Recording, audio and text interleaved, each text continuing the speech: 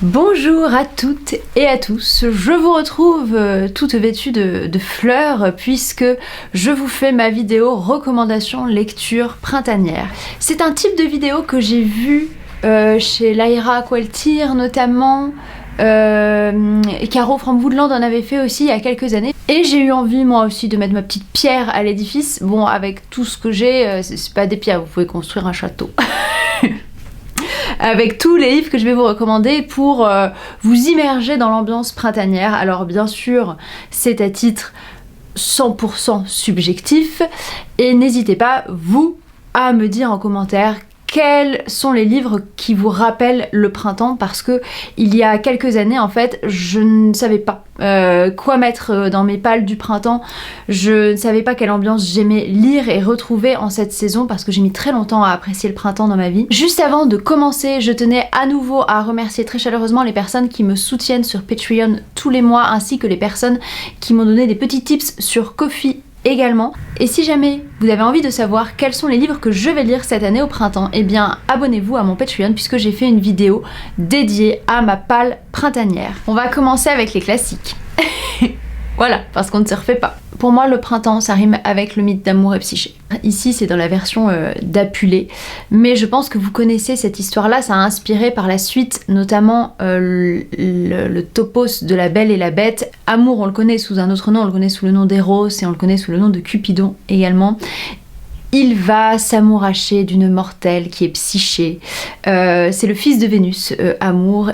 Je simplifie un petit peu le mythe parce que je veux pas tout vous dévoiler de l'intrigue, mais Amour kidnappe Psyché et tous les soirs il va voir son épouse dans le noir et lui dit que jamais, au grand jamais, elle ne doit voir son visage, elle ne doit voir qui il est.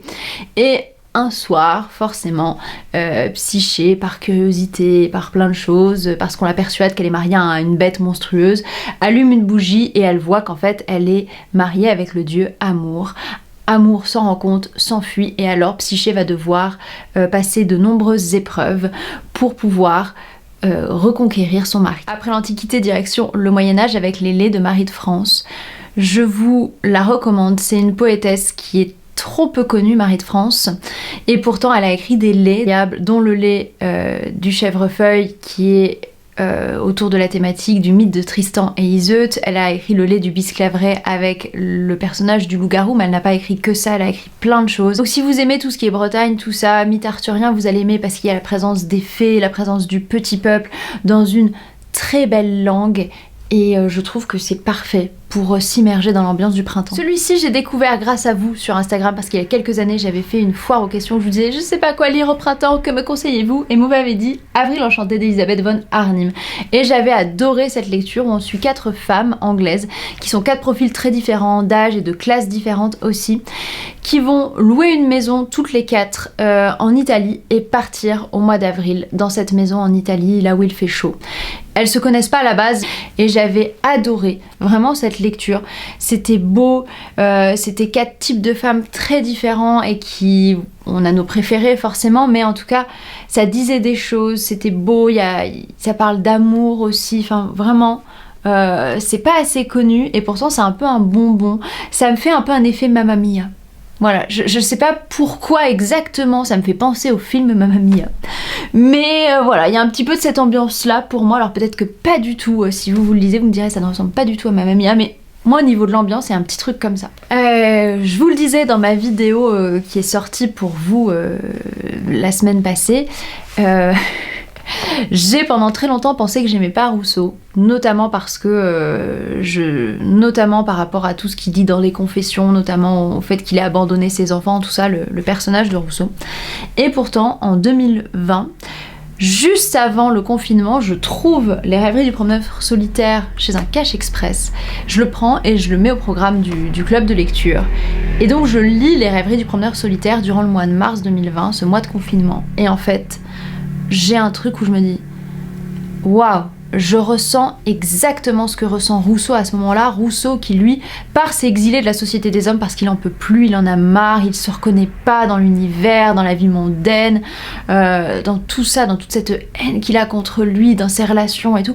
Et il part vraiment s'exiler dans la nature. Et on a 5 promenades. Et ces 5 promenades parlent de plein de choses, de rêverie, de rapport à la nature, de rapport à l'eau, de rapport à l'enfance et tout. Et vraiment, c'est le classique pour moi à lire au printemps, Les rêveries du promeneur solitaire. Il y a en plus eu une excellente série d'émissions sur les chemins de la philosophie sur France Culture il y a quelques années, donc vous pouvez lire une promenade, écouter l'émission dessus par la suite le soir, et vraiment ça se lit très très bien, c'est très prenant. Incontournable, Jane Austen, avec Orgueil et préjugés, et ici Le cœur et la raison, autrement dit Raison et sentiment. Alors, Jane Austen, j'adore regarder ses adaptations, enfin les adaptations qui ont été faites de ses livres au printemps. Voilà, Orgueil et préjugés, Le Raison et sentiment de la BBC, également le film avec Hugh Grant, Kate Winslet. J'ai un très gros problème avec Jane, c'est que je m'ennuie quand je la lis. Et ça me désespère de pas arriver à accrocher à Jane Austen. C'est comme Stendhal, j'adore les adaptations du Rouge et Noir, tout ça, mais quand je le lis, je m'ennuie et j'aime pas en fait, et je trouve ça long. Et je me dis peut-être que ce sont les traductions, le problème. Peut-être que j'ai pas lu Jane dans des bonnes traductions modernisées. Donc si jamais vous êtes fan de Jane et que vous connaissez des traductions vraiment sympas, où on sent tout le côté impertinent du film, tout le côté jeu d'esprit, voilà, où on retrouve cet aspect cinématographique, eh bien dites-le moi en commentaire parce que vraiment je désespère. Un autre classique anglais que j'ai lu il y a quelques années, celui-là, c'est Laura Willows de Sylvia Townsend Warner. Désolée pour l'accent, comme toujours. Et là, franchement, c'est un roman peu connu, un classique peu connu, mais qui mérite qu'on s'y arrête parce que j'ai jamais rien lu de pareil. C'est l'histoire de Laura, qui va devenir en fait la gouvernante de ses neveux et nièces dans la maison familiale parce que elle veut pas vraiment se marier, elle trouve pas trop sa place dans la société, dans le monde, elle devient un peu une vieille fille, elle élève ses neveux et nièces, elle fait tout à la maison, voilà, elle gère un peu pour son frère qui a hérité. Et un peu du jour au lendemain, elle dit « En fait, je m'en vais, je vais acheter une maison à la campagne et je pars. » Et quand elle arrive à la campagne, bon, à la fois elle découvre la mentalité de la campagne anglaise, elle se rend compte de la ruralité, vraiment de ce que c'est de vivre à la campagne, de pas vivre dans le confort des villes, surtout à cette époque-là. Mais en plus, à un moment donné, il y a du fantastique dans tout ça. Il y a un petit peu de fantastique qui vient se mêler à la fin et c'est très appréciable et c'est très beau et c'est hyper prenant et vraiment, moi, c'est un livre qui me fait penser au printemps aujourd'hui, c'est Laura Willows.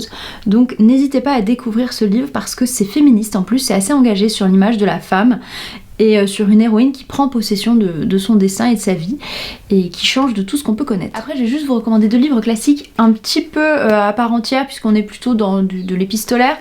Tout d'abord, Ovide, Pénélope à Ulysse et autres lettres d'amour de grandes héroïnes antiques. Je ne vais pas vous dire qui était Ovide, voilà, grand auteur latin, mais ces lettres d'amour, elles sont super belles, j'adore. On a Hermione à Oreste, Didon à Énée, Phèdre à Hippolyte, tout ça, Briséis à Achille, Pénélope à Ulysse. Et en fait, il imagine ce qu'ont écrit les héroïnes de la mythologie à leurs amants, maris, amour. Et donc, c'est plutôt bien fait. Si vous aimez la mythologie, si vous aimez les histoires d'amour, si vous aimez les grands textes, les grandes déclarations, la tragédie, tout ça, vous allez adorer ce petit recueil chez Folio 3 €, parce qu'il n'y a plus de Folio 2 € maintenant, voilà, de Ovide, Pénélope à Ulysse. Après, vous avez aussi Oh mon Georges, ma belle maîtresse de Musset et Sand. Je vous en ai parlé dans la vidéo que vous avez vue dimanche dernier du roman de Venise et de la relation Georges Sand et Alfred de Musset. Alors, ce petit folio 2 € parce que c'est l'ancienne édition regroupe les lettres les plus importantes de Sand et Musset. Dans le roman de Venise, on a tout ce qui a trait à l'histoire d'amour entre Sand et Musset. Là, c'est vraiment leur correspondance à eux deux. Et je ne sais pas, moi ça me fait penser au printemps, la correspondance de Sand et Musset, de cette histoire entre ces deux grandes figures de la littérature française qui se déchirent, et c'est somptueux, vraiment. Les lettres d'amour de Sand et Musset avec leurs lettres de rupture, je crois qu'on n'a jamais écrit plus tragique. Parce qu'il y a quelques années, Anastasia avait organisé le printemps japonais et j'avais adoré découvrir la littérature japonaise et notamment ses classiques, et donc là je vous en présente deux qui sont liés pour moi à cette période du printemps où je voyais les arbres, les prunus en fleurs. Donc il y a Le fusil de chasse de Yasushi Inoue. Ouah, pardon, je suis fatiguée. Et ce livre là, c'est le témoignage de 3 femmes autour d'une histoire d'amour. Ça m'a fait tellement penser à Lettre d'une inconnue de Stefan Zweig, mais tellement. Alors si vous aimez Lettre d'une inconnue, je suis sûre que Le fusil de chasse ça va vous plaire, puisqu'on a le témoignage de l'épouse d'un homme qui est infidèle, le témoignage de la fille de cette femme-là, et on a le témoignage ensuite de la maîtresse de l'amante. Et c'est bouleversant. Et je ne vous révèle pas qui est l'amante, mais en tout cas il y a des liens et c'est tragique. Voilà, donc si vous aimez les tragédies et les belles plumes, ce livre-là va vous plaire. C'est très très court. Il y a Adoria qui avait fait un épisode de podcast il y a quelques années. Je vous le glisse quelque part, je vous le référence. Mais il faut découvrir Le fusil de chasse de Inoue parce que c'est tellement pas connu et c'est très court et c'est tellement poignant. Et je vous dis, si vous aimez Stefan Zweig et ses récits de femmes, pour moi, il y a vraiment des correspondances avec Inoue et Le fusil de chasse. Et un autre livre qui m'a bouleversée pendant le printemps japonais, qui fait partie maintenant des grands romans qui m'ont marqué dans ma vie, c'est Neige de printemps de Yukio Mishima, avec le premier tome, La mère de la fertilité. Les tomes doivent se lire tous les 10 ans, ou en tout cas on retrouve les personnages 10 ans plus tard à chaque fois. Donc j'ai décidé de me lancer ce défi lecture moi dans ma vie. J'ai décidé de lire le tome 2 quand j'aurai 36 ans. Donc voilà, donc j'ai encore 6 ans à attendre. Neige de printemps, c'est une histoire d'un jeune homme au Japon, dans ce Japon qui est au tournant du XXe siècle, qui commence à s'ouvrir au monde, à se moderniser, mais on a encore ces grandes familles japonaises, tout le poids des traditions, et on a une histoire d'amour entre deux adolescentes qui me fait un peu penser à la relation Heathcliff et Catherine dans Les Hauts de Hurlevent.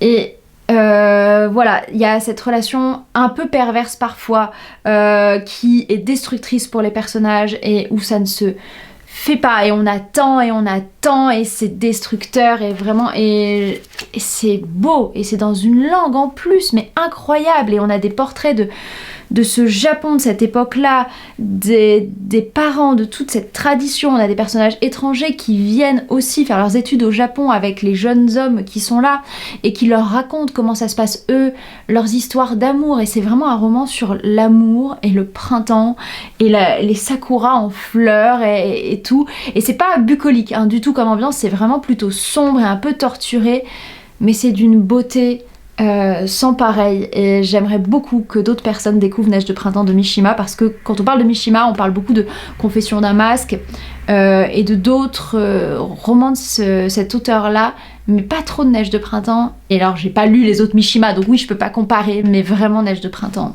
c'était merveilleux. Après on va parler théâtre quand même, parce que bon, c'est quand même le genre le moins représenté dans la booktubosphère, et il y a des pièces que je vous recommande pour le printemps. Il y a tout d'abord Beaucoup de bruit pour rien de William Shakespeare. C'est en dehors du songe qui est inclassable pour moi, mais dans les comédies de Shakespeare, vraiment beaucoup de bruit pour rien. C'est trop bien, c'est très drôle, il y a plein de quiproquos en fait, et c'est pour ça que ça s'appelle Beaucoup de bruit pour rien, parce qu'au final on se dit ah ouais tout ça pour ça, mais il y a un jeu de langue, il y a deux personnages qui s'affrontent, qui font des duels d'esprit, et on est un peu dans un Rivals to Lovers à la fin, et c'est trop bien, voilà, c'est trop beau, c'est du Shakespeare, donc forcément c'est une langue travaillée, ce sont des intrigues qui parlent, et les pièces de Shakespeare, que ce soit ou les comédies ou les tragédies, en fait ce n'est pas qu'un genre, c'est pas comme au théâtre classique. Shakespeare, il va y avoir à la fois des moments de très grande comédie, y compris dans ses tragédies. Il y a des scènes extrêmement drôles dans Roméo et Juliette et dans Hamlet, même dans Macbeth, même dans Othello.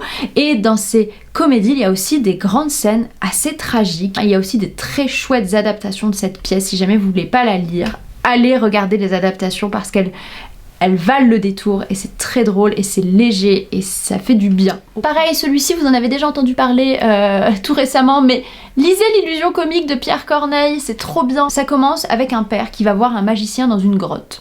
Le magicien s'appelle Alcandre. J'ai jamais lu un prénom masculin aussi beau que ce prénom-là, Alcandre.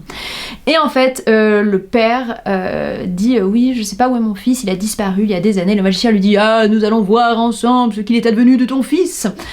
Et en fait, son fils s'est enfui et il est devenu comédien. Et c'est du théâtre baroque, donc c'est quelque chose du théâtre dans le théâtre. Voilà, il y a plein de choses qui se passent, c'est rocambolesque, c'est très prenant, c'est du Corneille, donc il y a une chouette langue derrière tout ça. Et vraiment, elle n'est pas assez connue, l'illusion comique, je trouve. Il faut parler de Marivaux.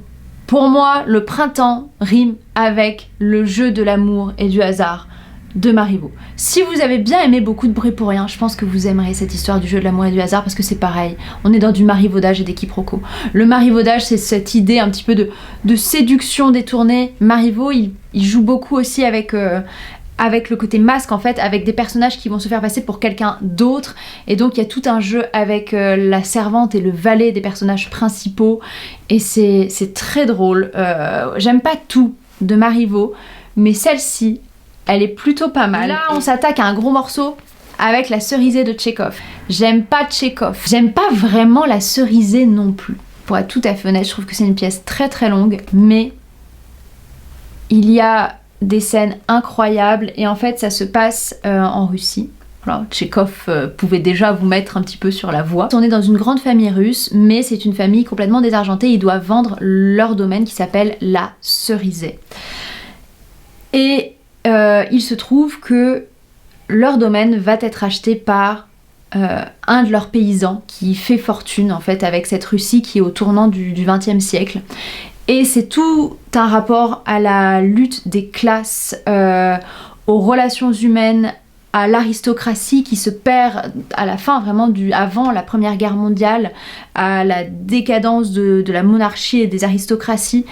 Et il y a une des plus belles scènes d'amour dans cette pièce, et c'est une scène d'amour complètement muette. Voilà, j'ai juste envie de vous dire ça, mais il faut découvrir la Cerisée. Même si vous aimez pas au final et que comme moi vous rechignez un peu à dire oui la Cerisée c'est bien, en vrai c'est quand même une pièce qui marque le théâtre. Il y a le Ondine de Jean Giraudoux. Le mythe de Ondine, c'est un peu l'histoire de la petite sirène. De base, c'est un conte écrit par La Motte Fouquet, c'est Germain, voilà, c'est au niveau de l'Allemagne.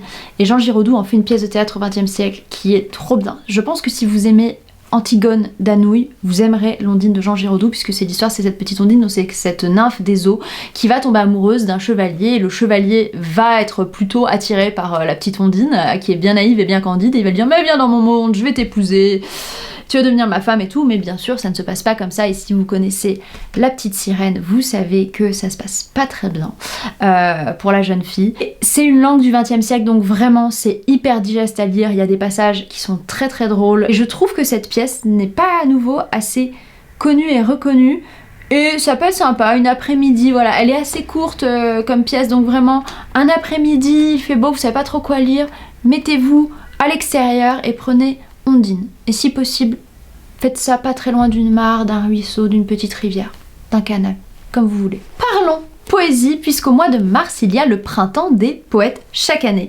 Donc j'ai décidé de ne pas vous mettre toute la poésie que je vous recommande parce que ça fait beaucoup, et je vous avais déjà fait une vidéo il y a quelques années sur mes poèmes préférés. Même si cette vidéo mériterait que je la remette au goût du jour parce qu'entre temps j'ai découvert plein de poétesses notamment.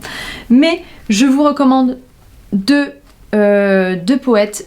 Aragon bien sûr, qui dit poète et printemps pour moi dit Aragon, avec ici le roman inachevé mais aussi Les yeux d'Elsa, vraiment ces deux recueils là, ils sont à lire. Et même si vous n'aimez pas la poésie, je suis sûre que vous aimerez Aragon, je suis sûre que vous connaissez les poèmes d'Aragon parce que beaucoup ont été mis en chanson. Que serais-je sans toi qui vins à ma rencontre, enfin tout Aragon il faut le lire, c'est trop beau, c'est magnifique, c'est tellement amoureux et travaillé et simple à la fois, la plume d'Aragon. C'est impensif de dire oui Aragon c'est génial, mais vraiment découvrez Louis Aragon avec Les yeux d'Elsa et le roman inachevé aussi qui est moins connu que Les yeux d'Elsa, et venez ensuite, on en parlera. Et un autre poète surréaliste pour le coup, Robert Desnos avec Corps et Biens. Ce recueil-là, je l'ai découvert au hasard parce que quelqu'un que je suivais sur Instagram avait partagé un extrait de poème de Corps et Biens. Et j'avais dit ah, mais c'est ma vie. C'est souvent comme ça quand je découvre des poètes ou des poétesses, c'est parce que je lis et je fais oh, c'est ma vie. Et donc j'ai envie de tout lire. Et j'aime pas tout dans Corps et Biens parce qu'on est dans quelque chose de très surréaliste. Donc parfois dans le travail de la langue, on s'y perd, on voit pas trop où ça veut en venir. Il y a beaucoup de travail sur la langue, sur les mots, peut-être parfois plus que sur le fond, la forme est beaucoup travaillée, mais il y a quelques poèmes dans une des parties, je crois que c'est une partie qui s'appelle voilà, À la mystérieuse. Oh, c'était tellement beau sur la femme aimée, mais inaccessible. Ensuite, on va parler poétesse. Voilà, lisez Je serai le feu de Digli. C'est la meilleure anthologie de poétesse que je connaisse, que j'ai vue. On en a beaucoup parlé ces dernières années, mais vraiment, il faut la lire si vous aimez la lecture, même si vous vous dites la poésie c'est pas pour moi, j'ai pas aimé quand je l'ai étudiée au collège, oubliez tout ce que vous avez vu au collège, puisqu'en fait dans ce recueil là on a des poétesses de toutes les époques et de tous les pays, de beaucoup de langues confondues. C'est pas seulement les hyper classiques françaises type Louise Lappé, non, on va à plein d'endroits différents, dans plein de spectres différents de poétesses, et il y a plein de choses, il y a de la poésie en prose, il y a de la poésie en vers, et ça va dans toutes les époques. Et grâce à Digli, j'ai découvert Rosemonde Gérard et surtout Marie Nizet, et franchement il faut que vous lisiez du Rosemonde Gérard et du Marie Nizet, Les Pipeaux au printemps, je vous cache ça, le recueil des Pipeaux au printemps de Rosemonde Gérard, c'est fait pour vous. Si vous pouvez mettre la main sur les Pipeaux, allez-y, mais sinon sur internet c'est assez magique, vous pouvez avoir plein de poèmes de Rosemonde Gérard disponibles. Alors c'est moins agréable de lire sur écran, je sais, mais on fait ce qu'on peut. Et sinon pour Marie Nizet, elle a été remise au goût du jour dernièrement. Surtout aussi, moi j'ai envie de vous dire, lisez Marceline Desbordes-Valmore comme poétesse, une grande poétesse romantique qui est peu connue par le grand public et pourtant qui est formidable. Et si jamais vous voulez vous découvrir vos poétesses préférées, je suis sûre que vous en trouverez dans Je serai le feu. Et une poétesse qui a un dessin tragique, c'est Alicia Gallienne avec ce recueil L'autre moitié du songe m'appartient. Elle fait partie de la famille de Guillaume Gallienne, notamment ce grand comédien français. Et en fait, c'était une jeune femme malade qui se savait quand même plus ou moins condamnée. Elle est morte très jeune, à peine 20 ans. Et entre ses 16 et ses 20 ans, elle a écrit beaucoup de poèmes. Et ça a fait ce recueil paru il y a quelques années et qui m'avait énormément touchée et bouleversée dans l'écriture parce que ça parle de relations amoureuses, ça parle du rapport au corps, ça parle du rapport à la maladie, donc forcément ça tape dans le mille chez moi. Je pense qu'il faut que cette poétesse ne soit pas oubliée, que cette jeune femme-là ne soit pas oubliée. Il faut qu'on soit plusieurs à découvrir du Alicia Gallienne, et ça vaut vraiment le détour au niveau de sa plume et de ses poèmes. Ça change de tout ce que vous avez pu lire aussi en termes de poésie. Je vais faire la liaison entre classique et imaginaire avec Alice au Pays des Merveilles, Alice de l'autre côté du miroir de Lewis Carroll. Alors, je refais mon disclaimer sur Lewis Carroll parce que c'est hyper important. Lewis Carroll est une figure très problématique, très problématique, qui a fait des choses tout à fait illégales avec la petite Alice, qui a véritablement existé, mais il n'empêche que son livre, ce qu'il a créé autour de la mythologie du Pays des Merveilles et d'Alice, moi, depuis l'enfance, ça me poursuit. Et je suis fascinée par le Disney Alice au Pays des Merveilles, mais aussi par toutes les adaptations qui en ont été faites autour. C'est quelque chose, voilà, ce rapport à la déconstruction, pareil, du langage, du rapport aux mots et au monde et à l'endroit où on est et tout, enfin, c'est passionnant. C'est assez exigeant comme lecture, on se dit oui Alice, j'ai vu le Disney quand j'étais petit, ça m'a pas passionné, mais vraiment oubliez le Disney parce que ils ont fait comme d'habitude, ils ont fait leur adaptation à eux qui est très éloignée de ce qu'on connaît de base, c'est beaucoup plus profond que ça, c'est passionnant Alice. Et il y a eu une nouvelle traduction qui a été faite par Marie Darrieussecq cette année, j'ai pas encore mon exemplaire mais je vous mets l'image là, et en version grand format il y a même les illustrations de Tove Jansson, je crois que je dis bien, qui est notamment la maman des Moomins en fait, qui a créé les personnages des Moomins. Et bien elle a dessiné Alice au Pays des Merveilles, et grâce à Marie Darrieussecq dans sa nouvelle traduction, on a un super texte avec des très belles illustrations qui changent de celles qu'on connaît d'Arthur Rackham notamment. Je vais aller un tout petit peu dans la jeunesse et je vais vous présenter 3 ouvrages que je trouve assez adaptés au printemps. C'est Le Château des enfants volés de Maria Grip.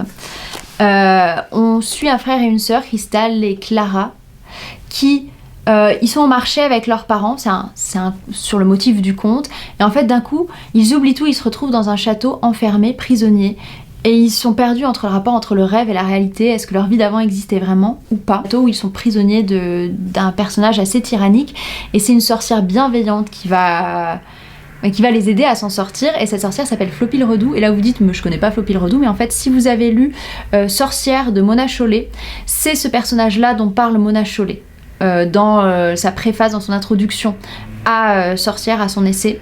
Alors Mona Chollet, on sait, à remettre en question, en perspective, plein de choses qui sont sorties depuis sur cet essai, bref, qui a priori n'est pas très juste historiquement parlant, tout ça, je remets pas ça en cause.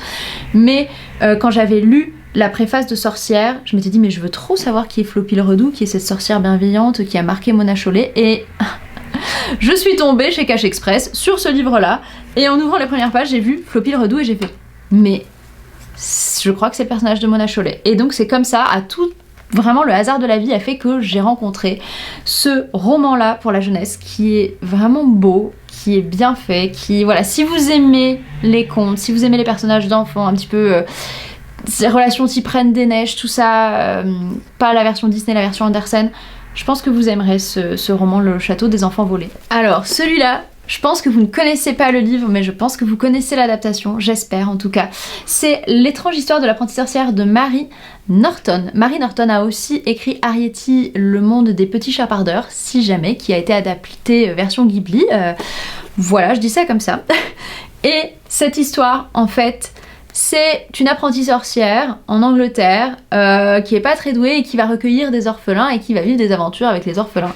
Et j'espère que le plot vous dit quelque chose, puisque en fait c'est le livre qui a inspiré le film L'apprentie sorcière de Walt Disney, que j'adore ce film avec Angela Lansbury qui est comme Mary Poppins à la fois en live action et en animation, et c'est un film que je re-regarde chaque année au printemps.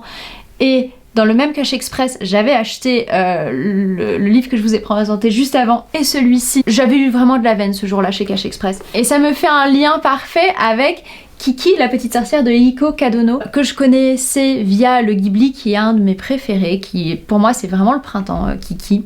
Et l'année dernière, quand j'avais voulu découvrir la Cozy Fantasy, j'avais voulu lire Kiki. Alors je sais que c'est en plusieurs tomes, c'est une saga, pour l'instant j'ai lu que le premier, mais vraiment ça m'avait fait du bien. On est dans une ambiance conte de fées avec ce personnage de Kiki qui a envie de s'en sortir, et qui maintenant à 13 ans elle veut devenir vraiment une sorcière et doit s'exiler de son village et doit trouver sa place dans le monde et dans la vie.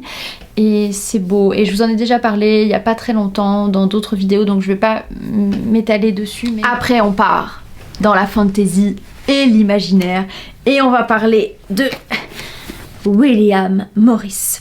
Je vous avais fait un épisode de podcast il y a 5 ans maintenant autour des primos auteurices de fantasy, et je voulais pas vous représenter tous les ouvrages dont j'avais parlé dans ce podcast, donc je vous liste cet épisode quelque part, et je vous recommande vraiment d'aller l'écouter parce qu'il y a plein de recommandations en plus, et si vous êtes curieuse de découvrir qui sont les primos auteurices de fantasy, je suis sûre que ça va vous plaire, et si vous êtes quelqu'un curieux, je suis sûre que ça vous plaira aussi. Mais tout de même, j'avais envie de faire une mention honorable à William Morris, qui fait partie du mouvement des pré-raphaélites et de l'art and craft en Angleterre, et qui s'est beaucoup inspiré de la matière médiévale pour écrire des romans qui se passe au Moyen-Âge, et on est dans de la fantasy avec des fées, avec des prophéties, avec des dragons, avec des chevaliers. Vous avez La Source au bout du monde, qui n'est pas mon préféré de William, mais vraiment le Lac aux îles enchantées. Allez-y, il faut lire Les Outrepasseurs de Cindy Van Wilder. Cette saga n'est plus disponible chez Gulfstream, mais où elle vient de reparaître, où elle va reparaître très bientôt. Et dans cette histoire, pareil, si vous aimez les contes, les réécritures de contes, les récits un peu glauques, les romans médiévaux, les clins d'œil aux textes classiques, ici notamment le roman de renard, si vous aimez les personnages jeunes qui sont un peu dans un côté confrérie avec une malédiction de génération en génération, vous allez adoré. Et il y a de la représentation en plus dans ces ouvrages-là. Vous allez adorer Les Outrepasseurs de Cindy Van Wilder. Moi, ça a vraiment marqué. Au tout début de ma chaîne, j'avais fait, je me souviens, c'est une des toutes premières vidéos, une vidéo coup de cœur sur la saga. Et dans le premier tome, on part au Moyen-Âge et on va découvrir la malédiction. Si vous aimez le joueur de flûte, d'Hamelin, des choses comme ça, vraiment, c'est passionnant, c'est bien écrit, ça prend. Et ensuite, dans les 2 tomes suivants, on est dans notre monde aujourd'hui. On a le personnage de la Reine des Neiges qui a une importance capitale, le personnage du chasseur dans Blanche-Neige. Mais en fait, c'est très sous-entendu, ces personnages. C'est plutôt à nous de faire les liens entre les contes et notre imaginaire collectif et les personnages qu'on retrouve dans cette saga et à se dire « Ah, je pense que ce personnage-là, c'est tel personnage dans l'univers des contes ou dans ce que je connais des récits médiévaux, tout ça. » Et c'était du génie, cette saga. On va rester côté francophone avec Porcelaine d'Estelle Faye. Ici, on part du côté de l'Asie et de la Chine avec un garçon qui va être maudit et qui va avoir une tête de tigre et qui va intégrer une troupe de comédiennes itinérantes sur les routes de Chine. Et voilà, on est dans une fantasy qui s'inspire de la mythologie chinoise et c'est très bien fait, c'est très respectueux, on n'est pas dans de l'appropriation culturelle. Et la plume d'Estelle Faye, comme d'habitude, est génialissime. Voilà, je ne sais pas quoi dire pour vous convaincre de lire du Estelle Faye. Porcelaine, c'est un roman de fantasy à lire ce printemps. Et si jamais vous dites oui, moi la fantasy qui se passe en Orient, je sais pas si c'est fait pour moi et tout, pas de problème. Vous avez aussi la saga des Seigneurs de Bohême et des Révoltés de Bohême d'Estelle qu'il faut lire dans sa vie. C'est une des meilleures sagas de fantasy francophone et même mondiale qui existe. Et vraiment, je pèse mes mots, il y a de la représentation, il y a des chevaliers, on est dans un royaume où il y a une révolution. Et dans le 2e tome qui se passe 15 années plus tard, on voit que les révolutions ne marchent pas toujours et parfois apportent pire comme pouvoir en place. Et c'est passionnant, c'est bien cherché, c'est des personnages hyper marquants, une réécriture des mythologies mondiales. Je sais pas comment vous recommander de lire à la fois Porcelaine et la saga Bohême, mais allez-y, découvrez du Estelle Faye, je vous promets que vous m'en direz des nouvelles. Un des livres là qui a marqué ma vie de lectrice tout entière, c'est d'une beauté sans pareil. Les personnages de Faerie sont utilisés de manière mythique, mythologique. C'est beau, c'est malin, c'est réfléchi. On sent que c'est quelqu'un qui s'est renseigné, qui a fait des recherches sur la mythologie celtique notamment. Et c'est splendide. C'est dans une langue en plus, mais comme vous n'en retrouvez plus aujourd'hui. Et cette relation entre Angharad et Finstern qui ne peut pas se faire parce que les trois sœurs de la destinée ont prédit à Finstern que Angharad serait sa perte, la perte de son royaume, et lui est le roi de la cour des déchus en Faerie. Et c'est tellement loin, tellement loin d'un palais d'épines et de roses, de tout ça, de la saga Sarah Jimas. Mais je pense que si vous avez aimé cette saga, jetez un œil à ça. Je pense que vous y trouverez des choses. Et si vous n'avez pas du tout aimé, si vous avez détesté Acotar, tout ça, franchement, lisez La Sève et le Givre. C'est 1000 fois mieux. Découvrez du Léa Silol, je pense qu'elle est plus assez connue aujourd'hui et c'est bien dommage parce que La Sève et le Givre, c'est un des plus beaux romans qui existent. Pour terminer du côté plume française, francophone, Fleur d'épine de Sandy Ruperti, qui est une réécriture de La Belle au bois dormant aux éditions Magic Mirror. Celui-ci, je vous en ai parlé aussi dans une vidéo il n'y a pas très longtemps, donc je vais pas trop revenir dessus. Comme mot-clé, princesse qui refuse sa destinée au château, relation fraternelle et sororelle, réécriture de contes hyper maline, bien pensée avec une belle plume,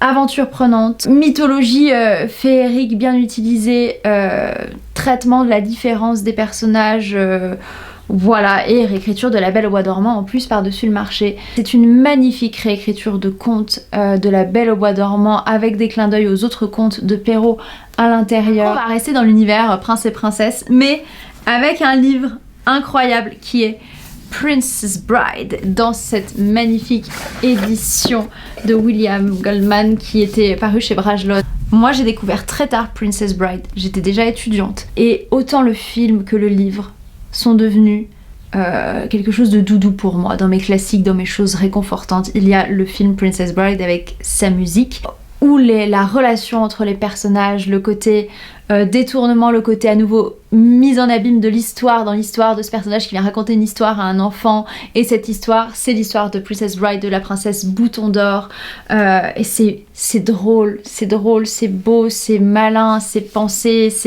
c'est merveilleux, et si vous aimez le film et que vous vous dites oui bah je sais pas pourquoi je lirais le livre parce que le film m'offre déjà plein de choses, et bah franchement le livre va à plein d'endroits différents, va plus loin, et c'est trop beau. S'il vous plaît, lisez Princess Bride ou regardez-le, c'est trop beau, c'est tellement beau et doux au printemps, ça vous apportera beaucoup de réconfort, je vous le promets. Restons en Faerie, mais avec quelque chose de plus adulte, de plus perturbant, un peu dans l'ambiance aussi. La Sève et le Givre, c'est Thomas le Rimeur d'Hélène Kushner, et dans ce livre, Thomas, c'est un jeune barde en gros, et malheureusement pour lui, il s'aventure dans la forêt et la reine des elfes l'entend et décide qu'il sera sa chose en fait, son amant, et elle va l'enfermer dans son palais et dans le royaume des fées. Le temps n'est pas le même qu'ici, les règles ne sont pas les mêmes que dans notre monde aussi, et à nouveau c'est une autrice qui est très bien renseignée sur la mythologie féerique et le petit peuple, et c'est très agréable à lire. C'est une plume très très belle, et j'avais adoré tout ce rapport avec aussi la musique, les mots, le son, ce personnage qui est prisonnier. Pour une fois, c'est pas une femme qui est prisonnière, vous voyez, d'une créature. Le rapport entre Thomas ensuite, qui est un humain qui revient du royaume des elfes et des fées et qui doit continuer et qui doit pourtant réapprendre à vivre dans notre monde mortel. C'est très beau, c'est aussi une métaphore de l'artiste en fait, l'artiste qui touche à d'autres choses, à d'autres cieux, à d'autres mondes, et qui doit pourtant continuer à être ancré dans le royaume terrestre alors qu'il l'a vu et il connaît d'autres choses, il a goûté à d'autres délices, et malheureusement il est condamné à être mortel malgré tout. C'est merveilleux, c'est à lire, et c'est parfait pour le printemps. Toujours Faerie, mais dans un tout autre style. Il y a quelques années, je vous avais fait une vidéo sur mes livres drôles préférés, parce que sous mes apparences de je sais pas ce quel préjugé vous avez sur moi, j'aime rire.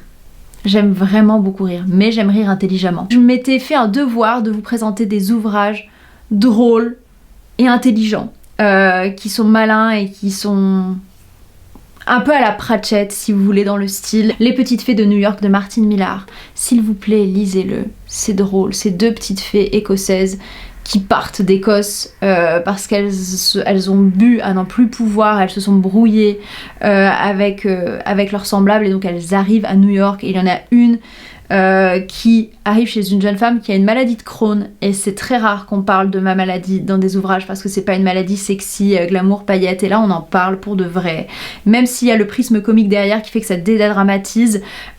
Pour une fois il y avait un peu de représentation dans un livre que je lisais et c'était cool.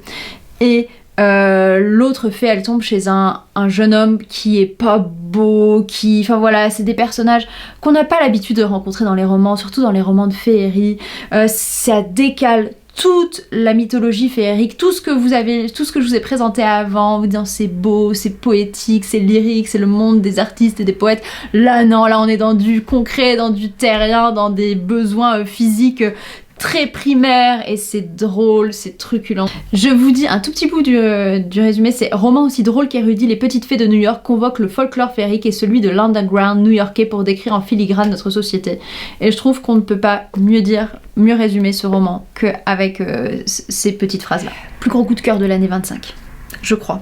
Voilà, j'ai pas lu beaucoup de livres cette année, c'est vrai. Il était dans ma pile à lire pour le printemps, disponible sur mon Patreon si vous vous abonnez. Voilà, je refais un petit coup de pub. Livre mis entre mes mains, mis sur mon chemin par Nora Lake et La Promise sans visage de Roshani Chokshi. C'est un roman incroyable, il faut le lire, s'il vous plaît. Je veux parler de ce roman avec des gens. Voilà, s'il vous plaît, lisez-le, il est magnifique.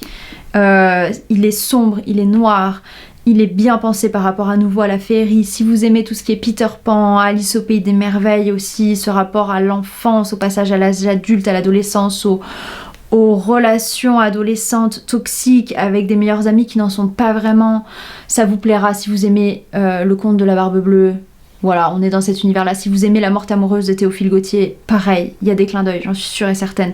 C'est un narrateur qui tombe amoureux d'une très grande héritière d'hôtels de luxe dans le monde, et pas Paris Hilton, hein, je vous vois venir. Mais en fait, c'est une femme très mystérieuse qui lui fait promettre avant de l'épouser de ne jamais chercher à savoir quel était son passé à elle, ce qu'elle a pu vivre avant de le rencontrer. Beaucoup de références aussi à Amour et Psyché, dont je vous ai parlé au tout début de la vidéo, donc vous voyez, il y a des liens quand même dans toutes ces lectures du printemps. Et malheureusement, le passé va refaire surface et on va plonger dans cette narration au passé. La traduction est magistrale, vraiment. Comment s'appelle le traducteur? Thibaut Elirov, bravo à vous.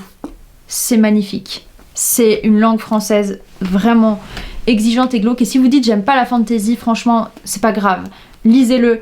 On est vraiment dans quelque chose d'horrifique dans notre monde, et on est vraiment dans du fantastique jusqu'au bout, quoi. On sait pas s'il y a du merveilleux ou pas, si enfin voilà, tout pourrait être réel, mais tout pourrait aussi être complètement fantastique et merveilleux. Donc allez-y s'il vous plaît, lisez La Promise au visage de fleurs, c'est incroyable et ça vous fera frissonner, et ça vous fera en même temps des petites choses, ça parlera à l'adolescent, à l'adolescente en vous, vraiment j'en suis persuadée. En imaginaire, il me reste 2 livres à vous présenter, dans des genres très différents, mais dans l'univers cozy.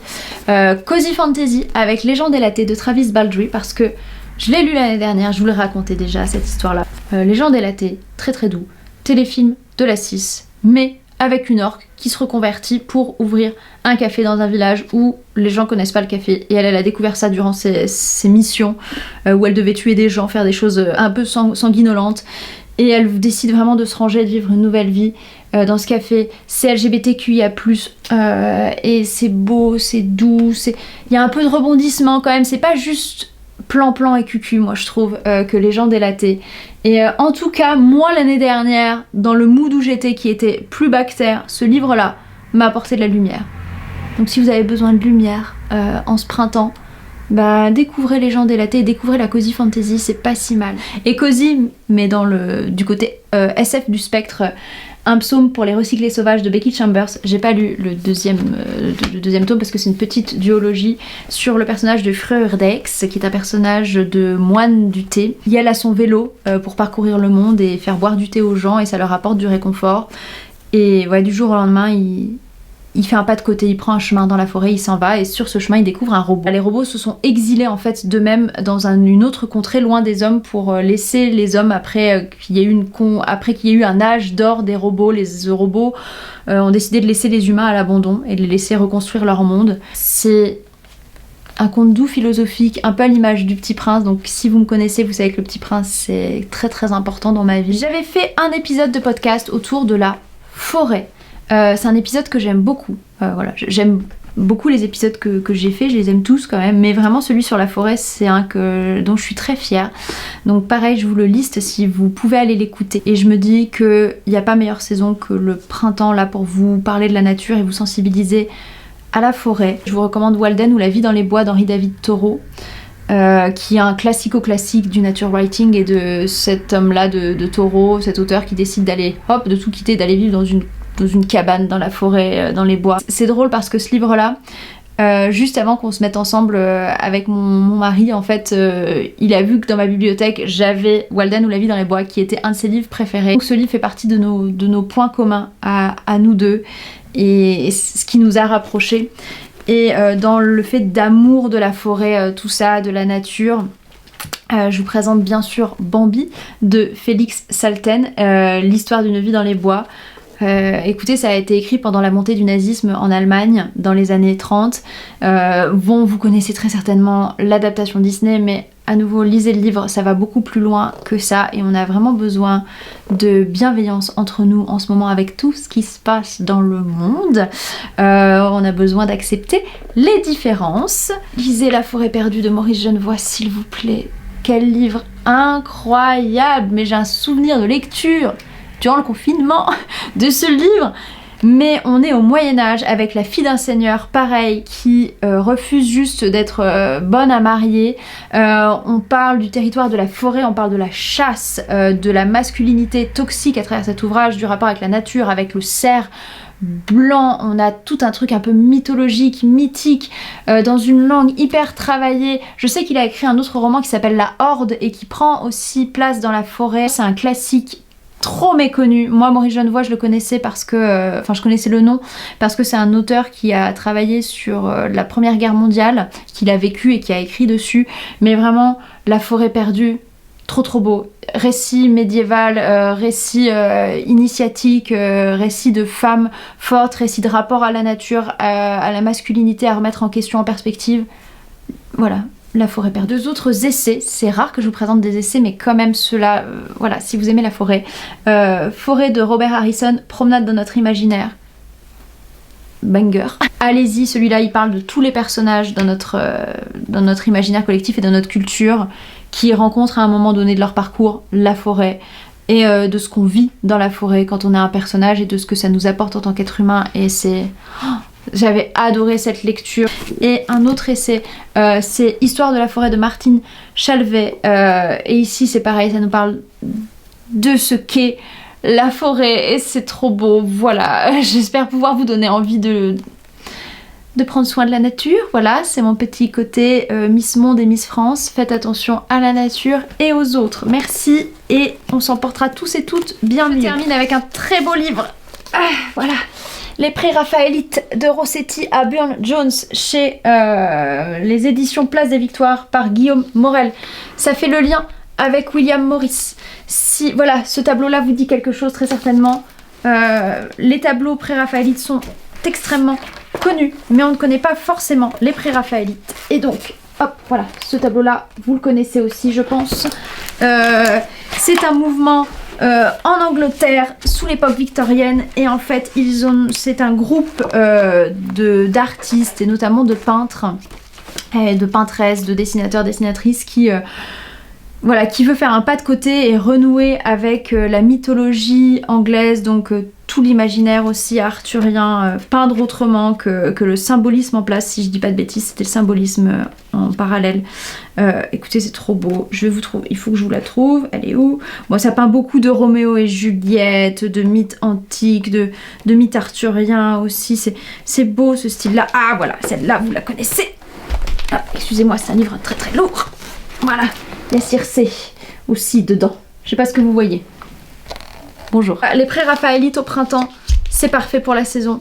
Il y a eu un podcast France Culture sur Elisabeth Sidal, qui est l'épouse de Rossetti, qui a une vie tragique et j'ai vu qu'elle avait écrit et que ses poèmes étaient disponibles dans une édition française, donc je me procurerai ça et allez écouter cet épisode. Voilà, j'espère pouvoir vous en reparler plus longuement une prochaine fois de ce mouvement-là et des personnes importantes dans ce mouvement. C'est ainsi que s'achève ma vidéo recommandation lecture printanière. J'espère que vous pourrez y piocher des idées.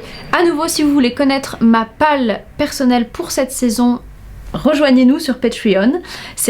Promis, c'était la dernière fois que je vous le disais de la vidéo. Je vous remercie d'être là, je vous remercie de continuer à liker ces vidéos, de commenter, de les partager, c'est très important pour moi. Je vous souhaite beaucoup de douceur en cette saison et je prends personnellement toutes vos bonnes ondes et toute votre douceur et votre bienveillance parce que ce sont des temps pas faciles et très troublés pour moi.